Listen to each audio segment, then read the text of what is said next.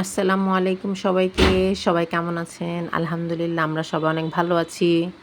আমাদের বাসার সবার অনেক ধৈর্য। সবচেয়ে বেশি ধৈর্য আমাদের বিড়ালের।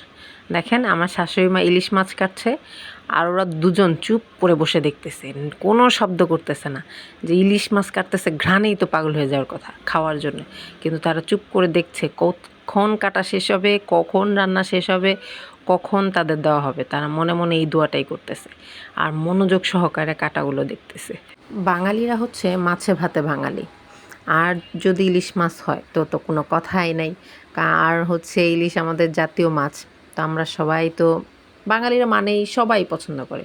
এমন বাঙালি পাওয়া যাবে না যে তারা ইলিশ মাছ পছন্দ করে না।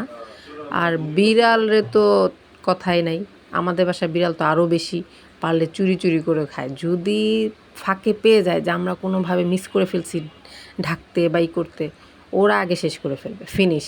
ওই সুযোগে বসে আছে কখন মিস করে, যদি একটু মিস করা যায়, যদি একটু খেতে পারে, এই দোয়াটা মনে মনে করতেছে। আমার শাশুড়ি মা ইলিশ মাছ সুন্দর করে কেটেছে, আমি ভাজাভুজি করছি, রান্না করছি। আজকে আমি ইলিশ মাছটা আমার শাশুড়িমার রেসিপি, তার মতো করেই, কোনো ঝোল টোল হবে না, একদম ভাজা ভাজা টাইপের একটা রান্না। আমি এই রান্নাটা আমার শাশুড়ি মার কাছ থেকে শিখেছি বিয়ের পরে। ভালোই লাগে, অনেক ভালো লাগে খেতে। আর হচ্ছে সাথে তো পোলাও আছেই। আমার বড় ভাবি পোলাওটা রান্না করেছে। আমরা সবাই মিলে অনেক মজা করে খেয়েছি। আর আজকে আমার বড় ননাস আসছে আমাদের বাসায়। আপনারা কে কে এইভাবে ইলিশ মাছ খান? আমার শাশুড়ি নারায়ণগঞ্জের মানুষ, উনি প্রায় সময় দেখি এইভাবেই ইলিশটা রান্না করে। অনেক ভালো লাগে।